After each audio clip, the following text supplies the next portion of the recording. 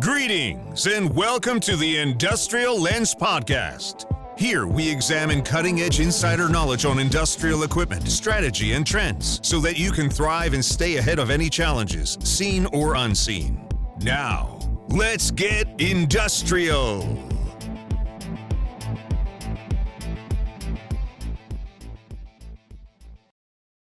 Hello, everyone, and welcome to another episode of the Industrial Lens Podcast. My name is Jeremy King, and I am joined by co-host Eric Hassan. Morning, JK. Today we're talking with Jennie Hempstead, who is a graphic recorder, facilitator, marketing strategist, graphic designer, and is the owner and founder of Draw on Purpose. Jennie has over 20 years experience visually supporting research and science professionals in the defense market. A graphic designer by trade, Jennie has evolved into a visual translator through graphic recording that informs marketing strategies and visual products while providing a facilitation practice that inspires and excites participants. So welcome today, Jennie. It's a pleasure to speak with you. Yeah, thank you. Thank you for having me. I'm excited to be here. Same here. Can you introduce a little bit about what you do, what Draw on Purpose, your organization, does, and basically the background of what Draw on Purpose is and what graphic recording is? Yeah. So I'll start with a little bit about my background. I grew up in Dayton, Ohio. And if you're familiar with the Dayton area, surrounded by big companies like NCR, General Motors, the state's largest employer is Wright-Patterson Air Force Base. And you know, what's interesting is part of that Midwestern culture in the 70s and 80s, you're surrounded by these types of companies, and it really sort of signaled to me at an early age that success looks like working for a large organization, right? But I think the real lesson I learned in that time frame was how to pivot. So this is all part of how I ended up doing sort of this ragtag bunch of capabilities and how I started my company. I always wanted to be an artist, right? If you asked third grade Jennie what she wanted to be when she grew up, she would say an artist, right? Striking the fear of in the hearts of my parents, of course. But I really couldn't articulate what it was as a young artist.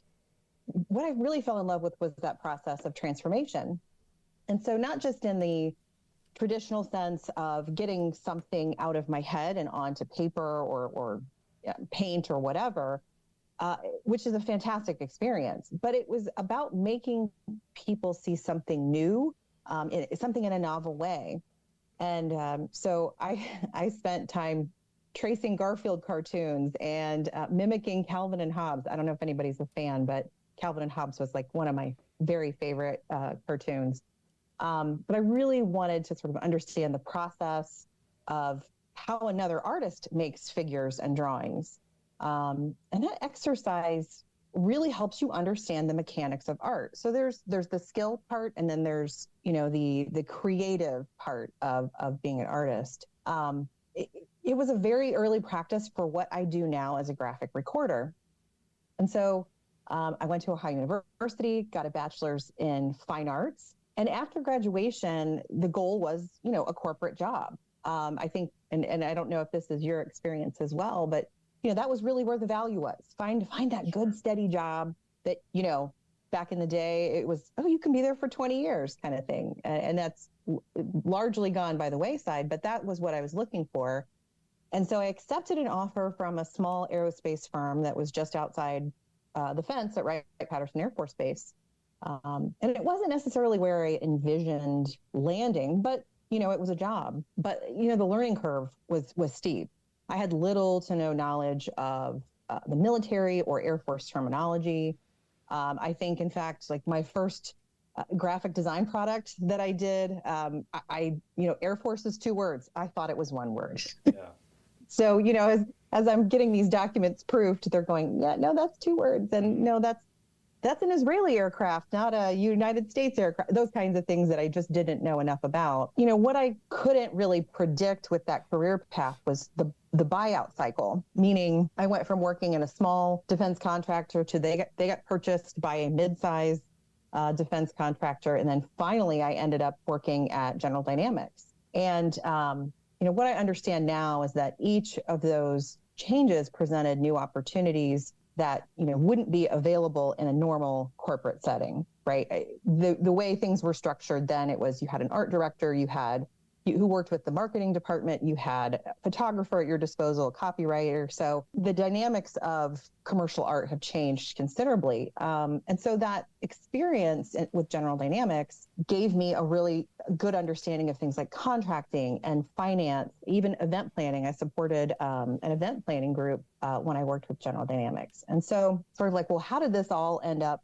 How did working for a defense contractor end up with graphic recording and marketing and those kinds of things? Yeah. It was really when I was in 2014, I was hired by Wright Brothers Institute to do graphic recording, which I didn't know how to do. So I haven't introduced that to the listeners yet. Yeah. But graphic recording is the practice of combining illustration, icons, text, and it's all drawn real time. So you have to use your active listening to translate those words into visuals. And so that practice, I'd really never even heard of it in 2014. I certainly didn't know how to do it.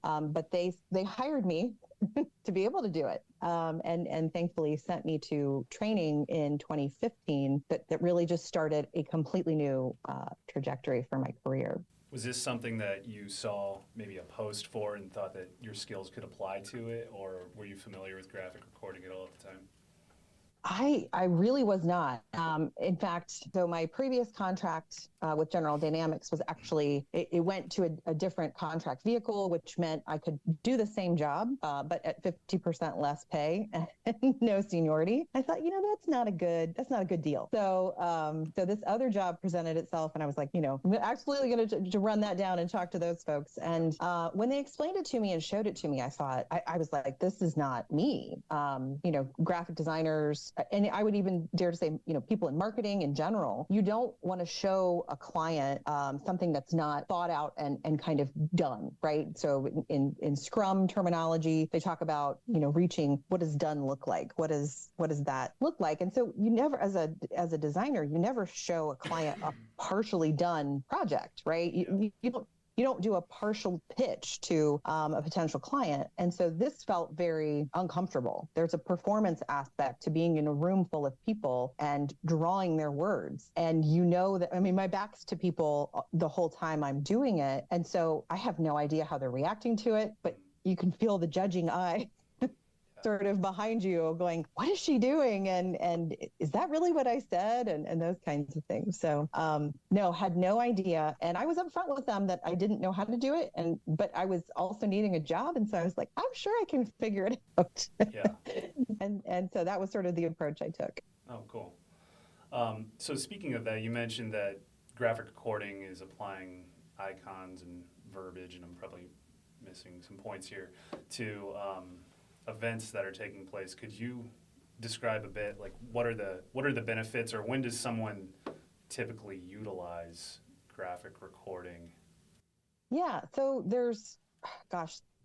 I've applied this practice to a number of different events.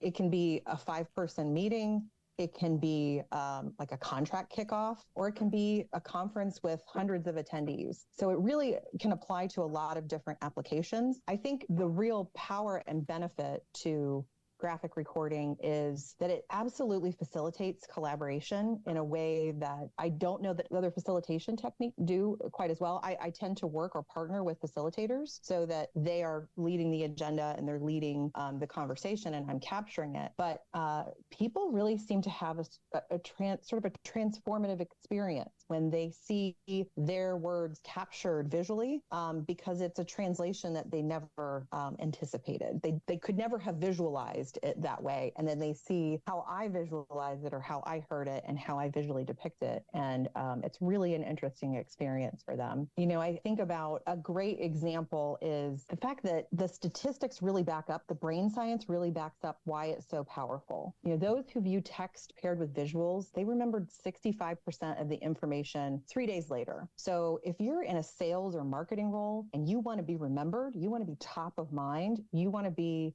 your client's first phone number or email they're going to. Yeah. It's really powerful to match up those things, right? So an email, a cold email might get you that introduction, but then you've got to do something that's going to grab their attention and make it memorable. So I imagine, right, if you had a graphic recording of your pitch that you're sending, right, to a prospective client, imagine how they'd be like, well, this is not what I was expecting at all. This is completely different. And they may just want to pick your brain a little bit about your unusual sales perspective or your approach. Yeah. The brain also processes visuals 60,000 times faster than text. So if it's about retention, right, you can come up with a fantastic pitch. If people don't remember what you want them to remember, right, then it's not as effective as you think it is. And making sure that you have the right visuals to help people, especially if there's anything complex, a complex concept that you're trying to communicate to them, visuals are so much more effective at accomplishing that. How would you do that with casters? Because we're in the extremely exciting world, of casters. Right. And, when my team sends an email, right? Yep. You've got between 4 and 6 seconds to grab someone's attention. And that's maybe, I think about all the emails that I just delete, right? And that's 50 to 100 a day. So how would you help us visualize casters, for instance? Or is it something where you've done, have you accompanied anyone on a sales pitch where you actually conduct graphic recording while you're doing it? Yes, actually I have. So it was honestly, it was my own pitch. Okay. I was working with a potential client that serves, the aerospace and defense market. And the reason I say that's sort of my niche is that I can, after 20 plus years, I can speak the language in a way that other graphic recorders can't. And so that gives me a little bit of an advantage with that particular market. But in this particular case, they were asking kind of the same question you are, which is, well, this sounds awesome, but how do we do this with our client? And for them, it was understanding, getting up and actually walking through the process of how they, I said, walk me through how you pitch to clients today. Walk me through what onboarding them looks like. Walk me through what a contract kickoff meeting looks like. And I just hopped up on the whiteboard and started sketching it all out. And the light bulb, went on for them, right? It's like, oh, can you imagine? If we're bringing people in and, because a lot of times with defense contracts, there's multiple teams involved, right? It's not one team. It could be subcontractors involved too. And you want to get everybody on the same page, establish, all of those sort of roles and expectations that everybody has. And imagine if you have a single graphic from that contract kickoff that you can refer back to anytime, you're being maybe asked to do something that you're not sure if it's your responsibility. You can refer back to it, or the right person to contact. Because in that graphic recording, especially if you're in the room when it's being done, it's like 85 to 90% memory retention of that conversation. So while someone outside of that conversation may look at that graphic and go, I don't know what was said by whom, when, and where, people who are in the room can look at that and it refreshes their memory so much faster than if they were to, look at typed up notes or go through a slide deck. So it's just a really effective tool for keeping teams on track. But yeah, so I had to sort of demonstrate it during my pitch so that they could see how it worked. And I think some people also don't always recognize that someone can do it real time. Some people think I listen to recordings, and I have done that in the past, but they think it's sort of done ahead of time, and it's done real time. So that particular pitch stuck with them. If the retention, because I've never heard of this, like, ever, and I find it absolutely fascinating. Like, I want to use this on my kids because they don't listen to anything, right?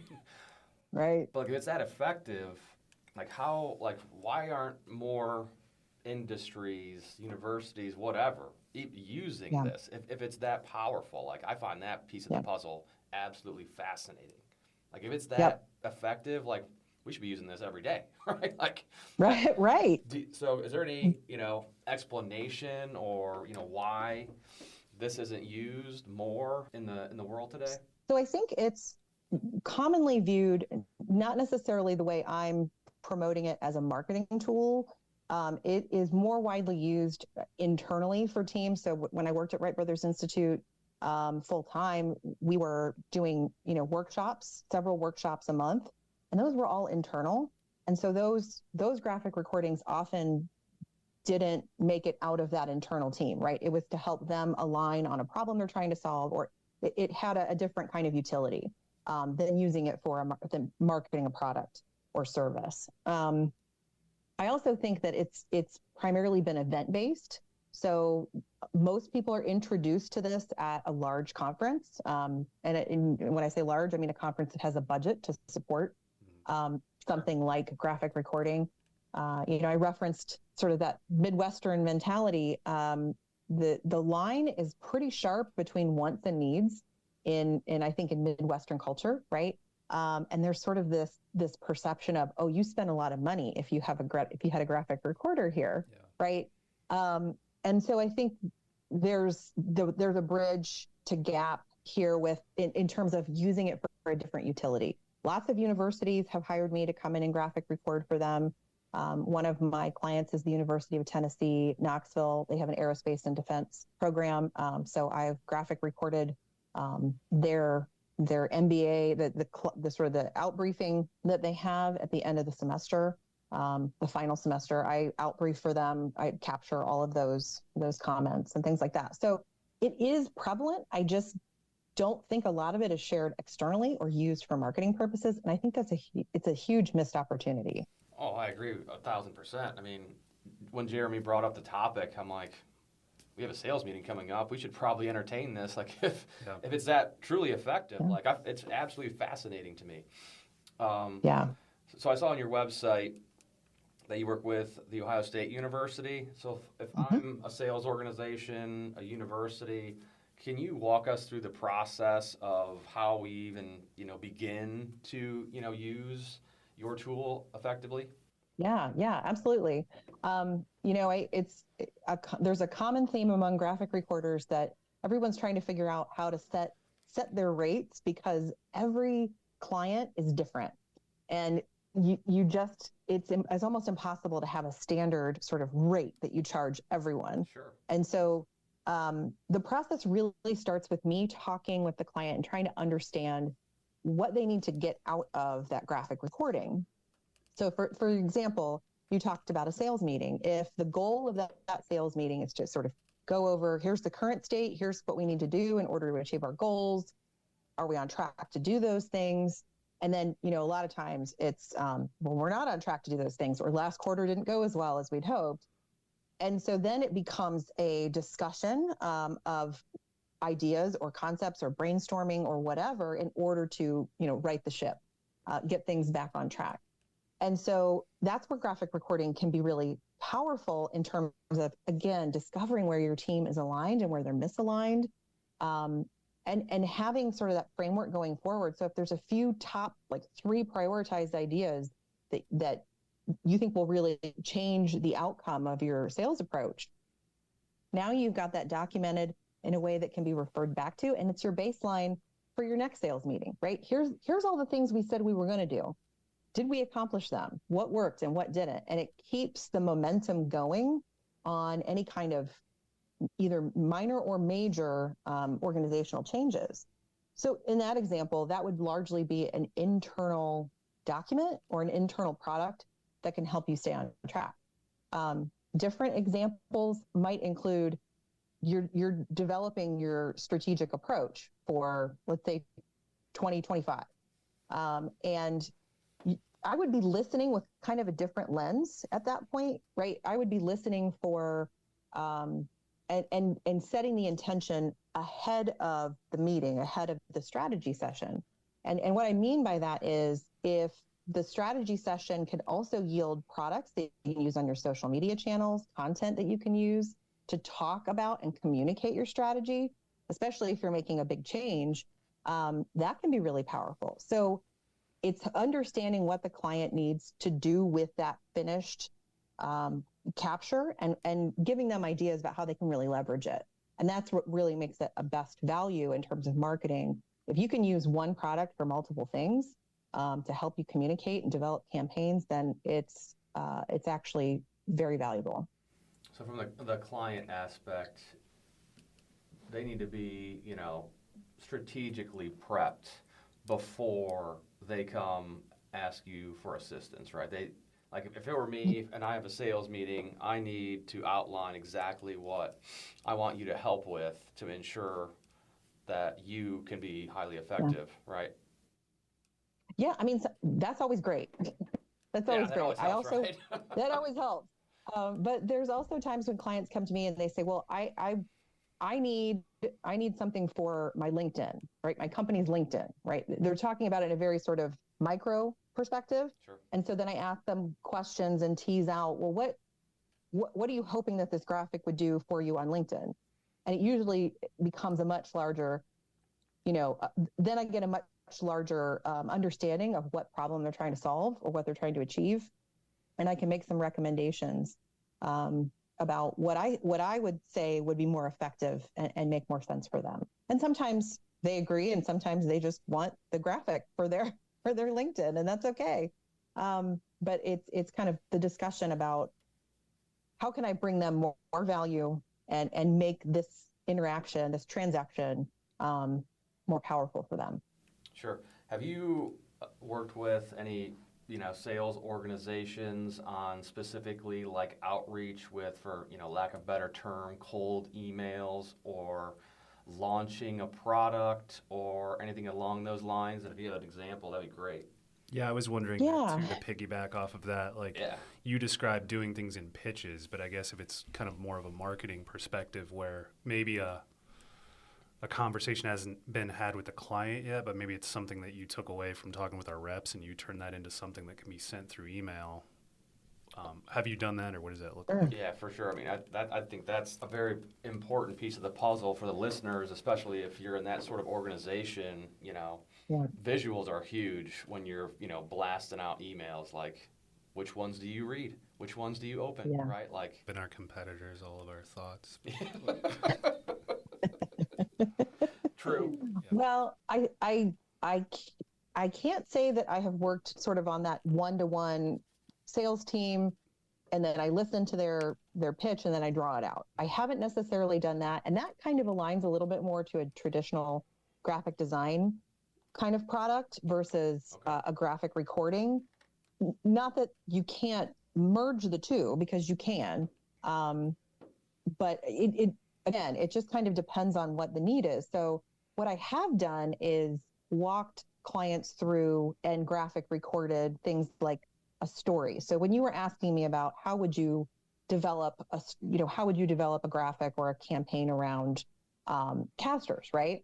And I noticed on your website that a lot of the case studies, which are great, talk about really understanding the customer's environment, right? We know how your casters are going to function in your space, right? And so my first thing when I think of casters, right, and I'm not in the automotive space, I'm not in the really even in the OEM space, but where I might walk through that with somebody where I resonate is I think of like a grocery cart, right? Now those are big casters, but everybody can relate to the broken wheel on your grocery cart, right? And hearing it, you're walking down that aisle and you're making a ton of noise and that thing is pulling hard right and you're running into stuff, everybody can relate to that. So it's I think it's going through that storytelling function and identifying. So from a sales perspective, I mean, it's marketing too, but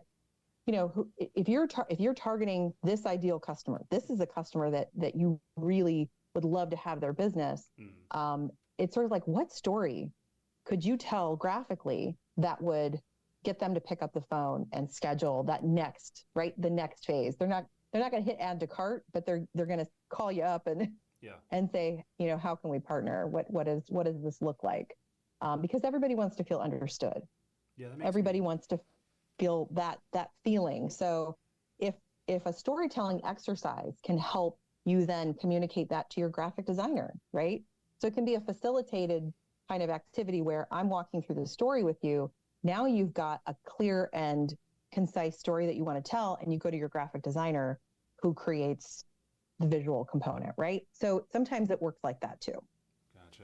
So are you looking at it maybe, or what you've presented maybe is an idea of the graphic recording maybe being a go-between for what the final guest would see? Or because a lot of what you've talked about is that it helps the graphic recording helps with retention of someone that was in a pitch or Yep. in a meeting, et cetera. Yep. I guess, have you ever seen that graphic recording can have similar benefits for people maybe that weren't in a session? Like they can look at what you've put together out of context Yep. to a degree and understand what's being presented? Yeah. I think where I've had the most success with that is on especially platforms like LinkedIn. It's a great opportunity to, I'll do a hand-drawn quote from a session that I'm in, and I can post that. I can tag the people that were a part of that session, and so they get the benefit of my graphic recording. And so what that does is help reinforce what graphic recording is.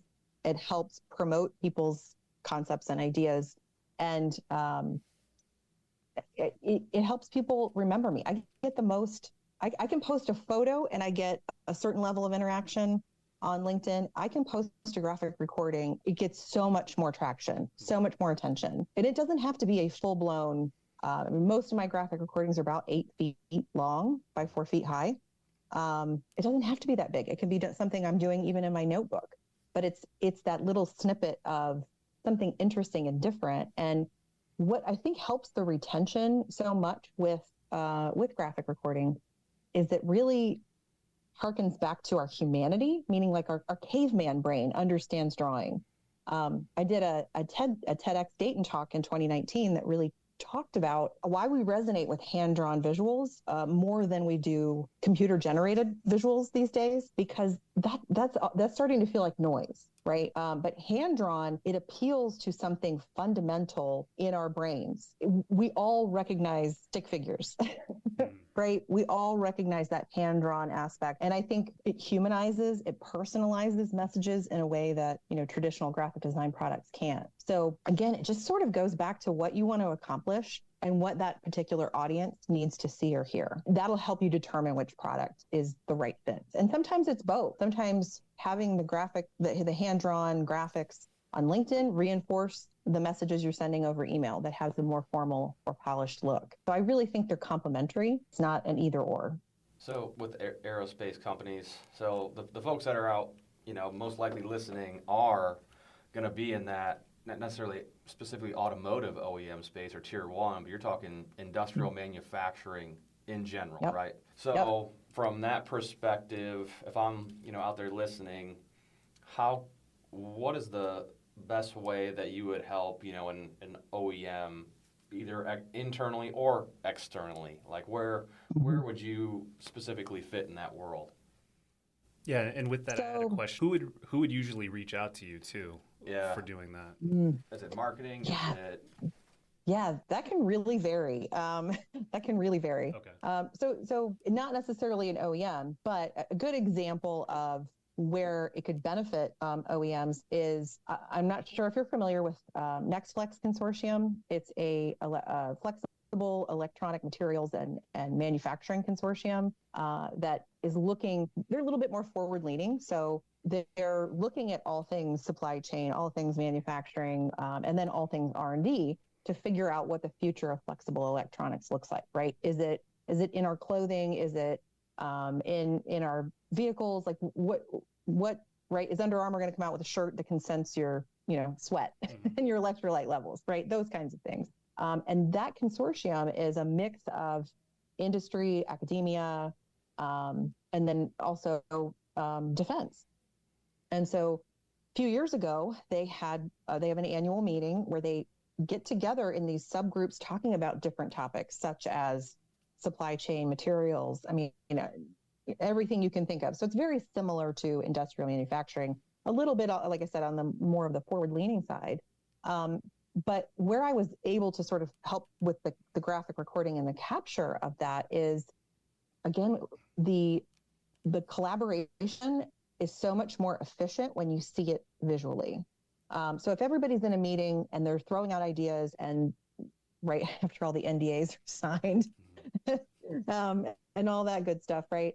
They're really talking about, well, here's where GE is moving in this space, but we need the kind of partnership with, let's say, the Air Force Research Laboratory in order to do the right testing, right? You guys have testing capability that we don't. And so we need to partner, and consortiums like this allow them to do that. But everybody needs to sort of be on the same page about, or at least understand what the ecosystem within that consortium is, how they're moving forward, what they're doing.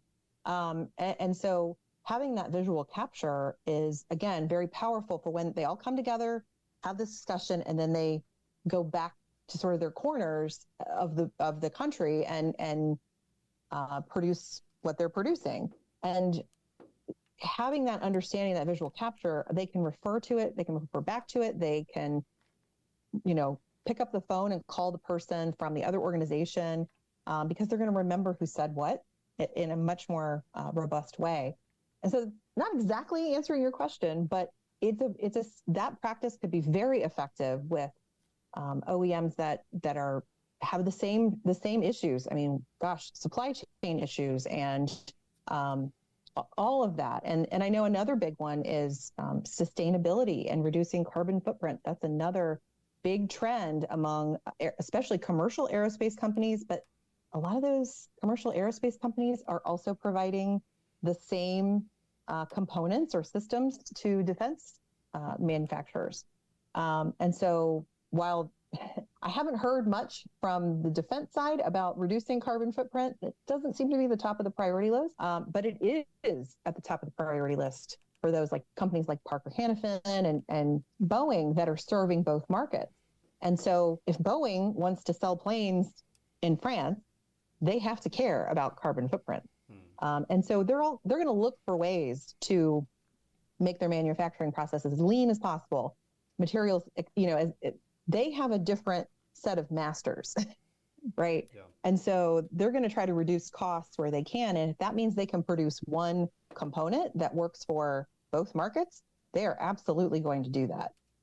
So I think eventually that commercial aerospace sustainability and carbon footprint conversation is going to be important to defense. What are some of the methods in which your clients, like for example, let's say Eric and I worked with you in our day jobs at Caster Connection. I'm in marketing, he's in sales, and we had a sales and marketing meeting. You did graphic recording for us, and we wanted to take it away, implement it, and make it effective. What is something that we should do to give it life and have it be useful in a way that people are going to pay attention to it, they're going to refer back to it? And then a follow-up to that is, after that's implemented, do you have any kind of examples of success or feedback from your clients? Like, we use this and it really helped with XYZ. I don't know if there are any figures around it. I know you mentioned some stats earlier on, but I was just curious too. Like, if you worked with someone like Parker Hannifin, have they ever come back to you and said, yeah, we made this poster that was in our lobby or whatever, and it really helped out with XYZ? Yeah. It's funny, every once in a while I'll get somebody will send me an email with a picture and they're like, I saw your work today. It was hanging up in the halls of, whatever, which is always great. And I love that people can identify, like, they can identify my work too. That's always a compliment. But I think this is, so the front end of that conversation is how do you make it, the graphic recording, useful and actionable? And I think in my experience, where that really comes down to is how well that particular meeting or workshop, how well it's planned out and how it's facilitated. So for example, one of the facilitation methodologies is developing an org chart for the actual workshop, which is objectives, approach, roles, and responsibilities, right? So it's clear what everybody's supposed to do in that meeting or workshop, but then it's also, while you're facilitating it and you're coming up with, let's say, great new ideas for how to improve sales or great ideas for how to improve marketing or ways that those interactions need to work together, then you have a facilitator that understands you want this to be actionable for the next 3 to 6 months, and you identify next steps, you identify people that are accountable for those next steps, and your facilitator, a really good facilitator, will even check in, ask how things are going. So I think that's why it's so nice to get paired up with a facilitator that can ask those questions. And I have facilitated, and so that's typically called graphic facilitation. I have done both. So wearing both hats at the same time is tricky. But if I have a really well thought out agenda, and we're really clear on what the goal of the meeting or workshop is, then it makes it easy to capture that information because I'm listening for it, and we kind of know how to lead the group in that direction, and that'll make the outcome so much more actionable. I think it's a challenge to just have the graphic recording, and if you don't have that sort of infrastructure of who's doing what and who's accountable for what, it makes it a little bit hard for that product to be actionable, but it's a great reference. Sure. I'm going to take it the other way. When have you witnessed this not be effective, or how if a client comes to you, you go through the process, was there a time where it wasn't as effective, or it failed, or it didn't go as the way you planned, or they thought it was going to go? Something along those lines, yeah. So I didn't really answer the earlier question, which was, is there an example of where it worked well? Sure. So I'll do both. So where I found out that it was really effective was researchers and scientists within the Air Force Research Laboratory, I believe it's every 2 to 3 years, have to do, they call them science advisory board reviews, where upper level Pentagon scientists who make decisions about budgets come to Wright-Patterson Air Force Base, and they're like, okay, show me what you got. Show me what kind of progress you're making, and let's see if we should fund this again. And I didn't know until later, but there were researchers that were using graphic recordings in their presentations. And I thought, that to me is wild, because researchers, if you've ever seen a scientific poster, tons of tiny text, lots of figures, right? And so the fact that they were using hand-drawn graphics to communicate to upper level leaders that are in charge, they can't sit there for 4 hours and listen to your presentation. You have a short window to make your point. And I thought, that's an amazing a testament to the power of hand-drawn visuals, and especially in a science and research engineering kind of space. So I count that as a huge win. Yeah. I believe that they were also renewed with more funding. So that really makes it a win. The times where it hasn't gone well or didn't maybe go as expected. So there are times when I can't always tell if the people in the room are, I don't even want to say enjoying, that they understand what I'm doing or understand the utility. So there's not an immediate feedback loop sometimes. I will get really, I'll turn around and look at people, and it's deadpan. I can't tell if they hate what I'm doing or they love what I'm doing. Yeah. And I just keep going. And, then sometimes they'll come up to me later and tell me, that was so cool. I think that's actually can be a stumbling block when people are like, well, that's really neat, but I don't know how to use it. Yeah. And so I think that's where without having that conversation prior to a workshop or prior to a meeting and understanding what they might use it for, you want to have that answer ready, right? You never want to create something and then they go, what do I do with it? Yeah. Oh, for sure. That's never a good thing. So I'm unaware of any cases where it really was a negative impact, right? It cost them clients, or it cost them in some way. I haven't heard any feedback on that end. I think, like I said, where it becomes a little bit less effective, or effective isn't even the right word, when people have good intentions, I'm going to use this for my social media a lot, and I've got a high resolution scan, so I can use this in all sorts of different places, and it just sits, right? They don't follow through with the execution piece. I think, that's probably the only time that I really see it not being as useful as it could be. Is there an easy way to, and I'm sure it's different for everyone, to calculate the ROI of using your service? I'm sure that you get asked that question probably frequently. Yeah. So I have a great example of, and I would say a lot of the ROI is pretty intangible, because it's experience based. It's when you get great customer service, right? You don't necessarily put an ROI to that, but it made you feel really good. Yeah. And so you're going to go back, right? You could probably fall under something like a KPI, maybe, in terms of customer satisfaction, but the story that comes to mind is so Ryan Hawk, he has a Learning Leader podcast. And through that podcast, he's met tons of amazing and interesting people really across the world. And in order to sort of keep the momentum going with this group that he's formed of people that he's interviewed, he runs an annual event.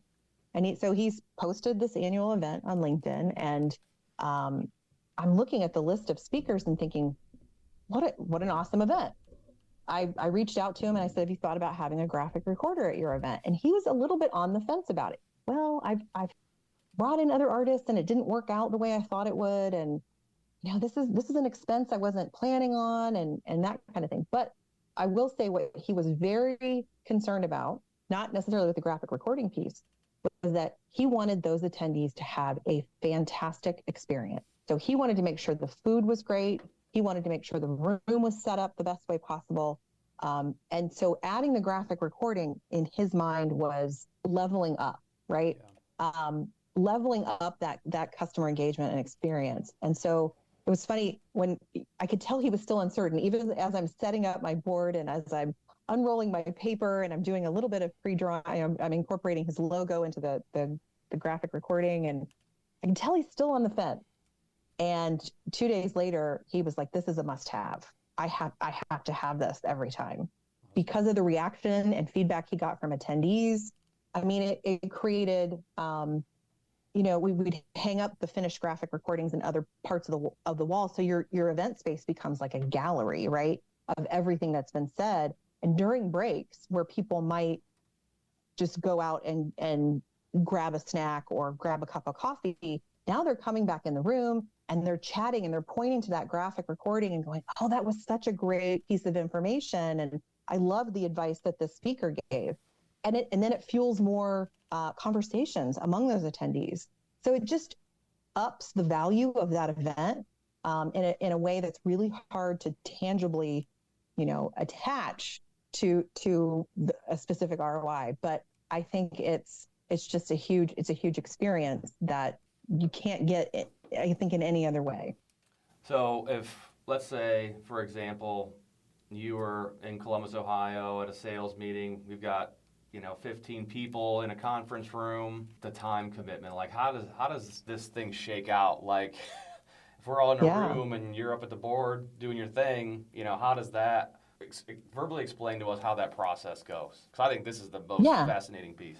Yeah. So I often come in and I'm pretty cold, meaning I don't do, sometimes people will give me a briefing or give me some, especially if there's terminology that I need to understand or spell correctly. Sure. That's helpful. I love having a list of names just so I could, I want to make sure I spell people's names right because people like having their names spelled right. I get it. And so but otherwise I'm coming in pretty cold.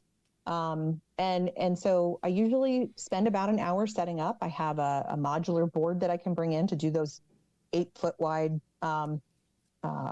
pieces of paper. And so and sometimes it's good to have an understanding of the space so that I can set up and make sure I'm not in everyone's way. I tend to, as long as I can hear what's being said, I'm good. I don't necessarily even have to see. That's very loud. Good. The spicier the conversation, the better. Oh yeah. And so it takes me about an hour to set up, and then I usually prefer to be not front and center because I want the speakers or the participants to be front and center. I want them to not be watching what I'm doing. They need to be concentrating on the topic at hand. And then I am just listening and drawing, listening, drawing. And I try to make it interactive if I can, like, especially if there's if it's an all day type sales meeting where you're going to have breaks. I encourage people, come up and talk to me during a break. If I misspelled anything, please let me know. If there's a phrase that I captured that you don't want me to capture, right? Or sometimes people say things off the cuff and they're like, yeah, I don't want that. I don't want that immortalized on this graphic. Yeah. For sure. Yeah. So, one time I did this for Wright Brothers Institute. We had sort of we had some new employees that were onboarding. And so we did it's called a graphic history. And so what you're doing is sort of capturing the history of the organization across the 1 hour session, onboards people so fast. right? They get the culture of that organization in an hour versus reading through like documentation that doesn't really tell you anything anyway. They get the real nitty gritty in that hour-long session. But I drew one of our founders in jail because he talked about, like, in a little jail cell, because he talked about how he was, he was doing things that felt so uncomfortable to the status quo that they were talking about, you're going to go to jail if you do this. Wow. So I had to draw him in a little jail cell. So, and he still remembers that. That was probably 2017, 2018 when we did that. And he still talks about how I drew him in a little jail cell. So it's those kinds of nuggets, right, that you may have heard and maybe not committed to memory, but, and it means so much to the people in the room that you drew them in a clever way, or you drew what they said in a clever way. It sticks with them. Awesome. My apology. Jenny and I met because I'm on the board of American Marketing Association Columbus chapter, and she presented something in May this past spring. So shout out to AMA. But my apologies. You mentioned you used a 4x8. You usually use that. I brought my daughter's tiny notepad, and it had to struggle to find. I ordered the wrong size from Amazon and had to find a page without some scribbles on it, but it worked out. Do you remember what was on her work? I think we still have it. Actually, yeah. There you go. Yeah, there were some quick examples. Yeah. Well, and there's been times when I've been not so once you learn how to do the active listening and the drawing, just like a lot of people doodle, that's naturally sort of how I take notes. And I was at an event several years ago, and they had paper on the tables, but encouraging people to write things down, share notes, share contact info, all that kind of stuff. Well, I ended up at a table, and everybody just sort of like left my table because I just kept moving around the table, drawing all over the paper as I'm hearing the speakers. It doesn't have to always exist on an 8-foot by 4-foot piece of paper. It can be on flip chart paper. It can be on a whiteboard. It can be on a kid's sketchbook. The whole point is, again, what do you want to do with it? So that can determine how big it needs to be. And I also do digital graphic recording. So on my laptop, I have software that allows me to do digital graphic recording as well. So that works great for remote interactions where, maybe that's not in the budget for me to travel or whatever. I will say the downside to that is you don't get the experience the same way. It's just not the same. So I still prefer markers and paper. I still prefer in person, but sometimes digital is the way to go. Have you done it for webinars, for example, or live streams? Okay. Mm-hmm. Would someone see you do that in real time? Sorry, like if we're presenting something, is there like you're on camera also off to the side, or how does that work? So the way I've done that before is if I have in that particular case, like there's people that have an amazing at-home studio and they have a setup and it's awesome. Mm-hmm. I don't have the whole setup, but what I can do, especially on something like Zoom, is I just log in with my tablet, and then so I'm sharing my screen, or that's what the camera's seeing is my screen. But again, it can be tricky because if people are watching you draw and not necessarily listening to the content, so it kind of depends on what and then on a webinar, like truly on a webinar, right? You're not seeing necessarily anything but the presenter, and so in those cases, people don't see it real time. Sure. But yeah, I mean, So a good example is strategic doing, which is a facilitation technique that I learned a couple of years ago. They have a weekly sort of, they bring in these fellows that have practiced this particular facilitation technique kind of all over the world. And they'll bring on different people, and I'll just sketch out kind of a quote from it or a nugget of information. And I just do that in a notebook, and then I post it on LinkedIn. And it's a great way to showcase, what I do. It makes them look great, and that keeps me active in that facilitation practice. So everybody wins. So it's a win-win all the way around. So Jenny, what trends are you seeing, within your current clients and the industries that you're working in? Yeah, that's a great question. I mentioned earlier about sustainability and the carbon footprint, and it's not just a tagline anymore, right? No, it's real. It's something, yeah, it's a real thing. It's a very real thing. And so I'm going to be interested to see what emerges in terms of how it impacts defense. And, you know, I feel like the Air Force has a slightly different definition of sustainability, meaning they're looking for not just sustainability in terms of their carbon footprint. They're looking at, you know, they've got aircraft that are 30, 40, 50 years old, and there's a single part that they need from a small shop in Kansas City, Missouri, or wherever, right? And that company went out of business 15 years ago. And so how do they get, they only need 50 of them. So they have that kind of sustainability issue in terms of supply chain. So I think you get different answers depending on who you ask, but that's definitely a trend I see happening. Another one is digital engineering or digital transformation, you know, automation, those kinds of things. That's not necessarily a new trend, but I do see the Air Force is finally getting really serious about it. And when I mean serious,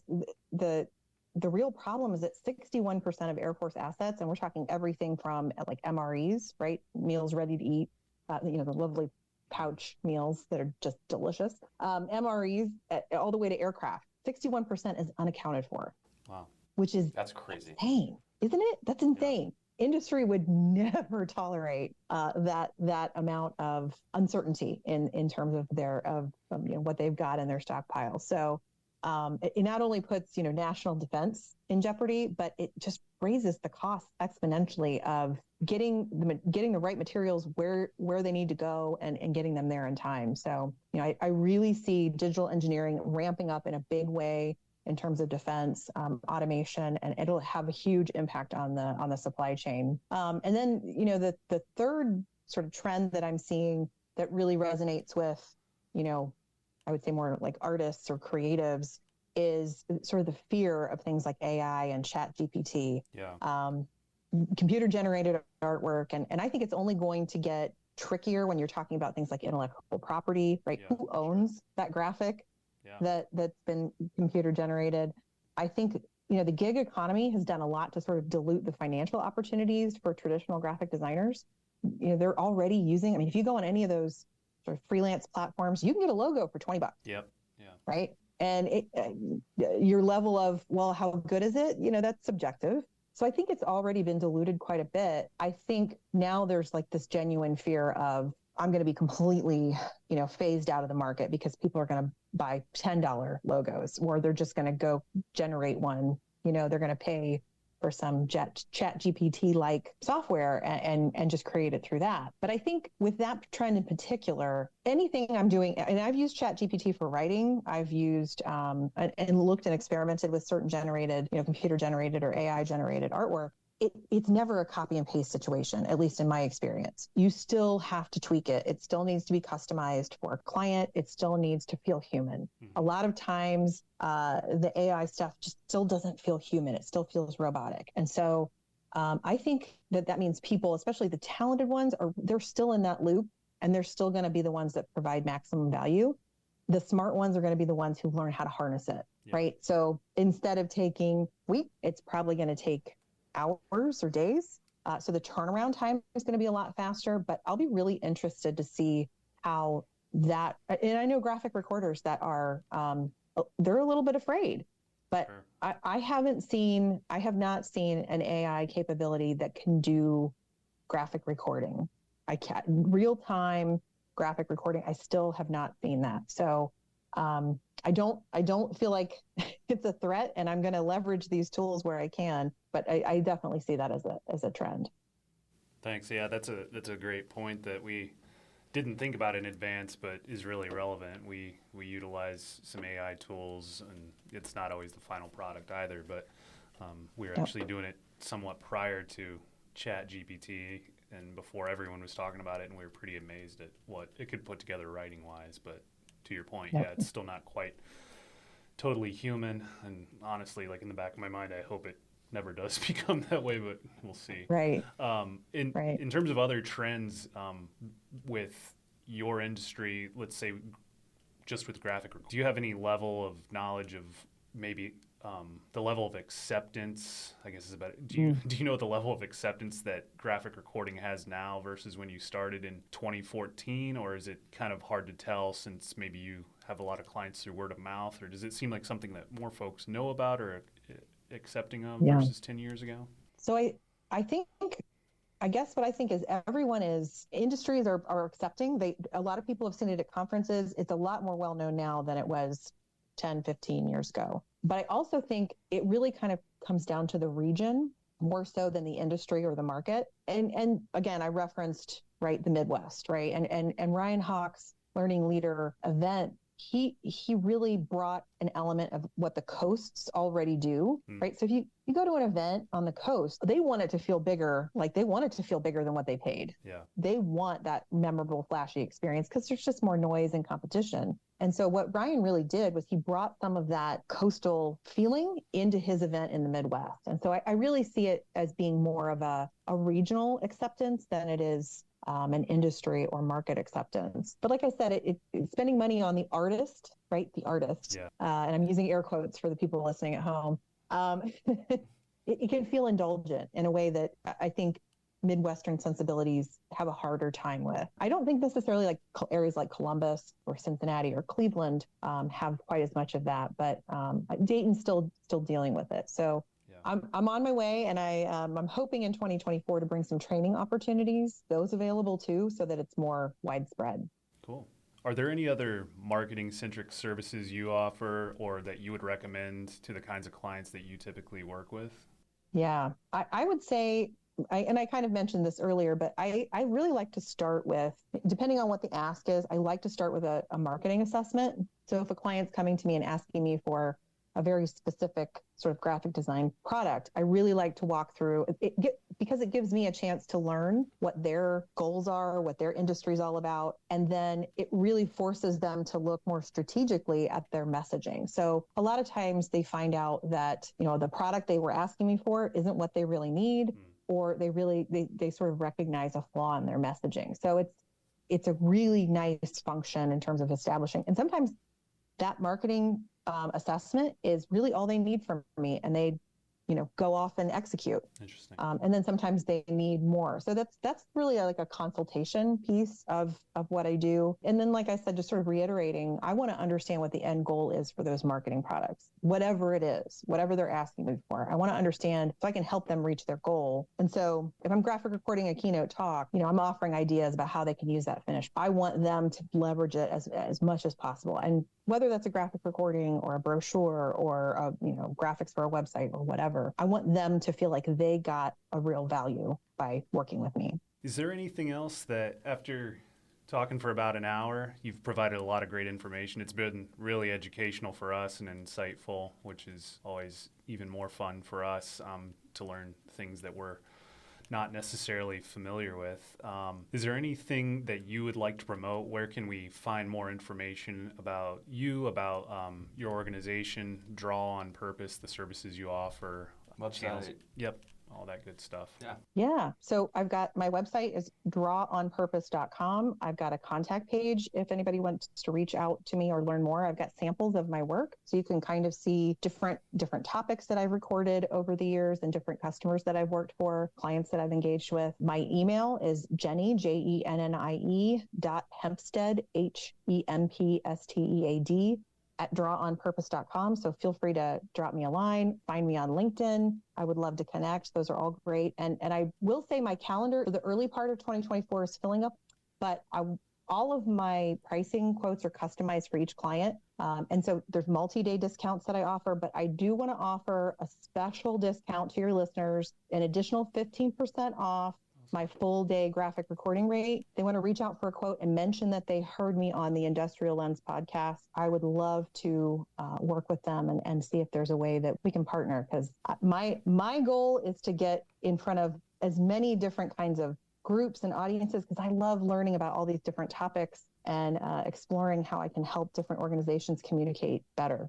Awesome. It's extremely generous of you. Thank you for that. Thank you. That's We'll great. be sure to promote that and we'll have information about that and the discount that you mentioned on the Industrial Lens page of our site and on casterconnection.com and social channels. So thanks a lot for that. Wonderful. Thank you. Sure. Yeah. Well, great. It was so wonderful talking with you today, and I really appreciate you having me on the podcast. Pleasure was all ours. Thanks for the time. Thank you as well, Jennie. Okay. Yep. This has been another episode of the Industrial Lens podcast, and you'll hear from us soon. Thank you. Thanks.